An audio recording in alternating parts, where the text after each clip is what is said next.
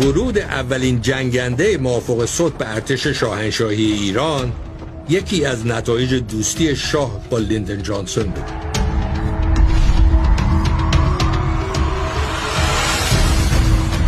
جنگنده سبک F5 با قابلیت عملیاتی بالا از میانه سال 43 مأموریتش رو در نیروی هوایی شروع کرد و خلبان‌های ایرانی اولین غیر آمریکایی‌هایی شدند که برای هدایت این جنگنده آموزش دیدند.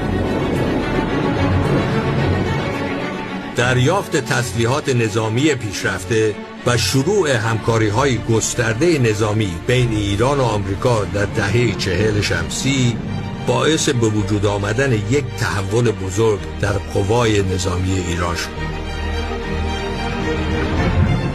ارتش شاهنشاهی از این زمان اولین گام‌ها رو برای تبدیل شدن به بزرگترین قدرت نظامی خاورمیانه برداشت.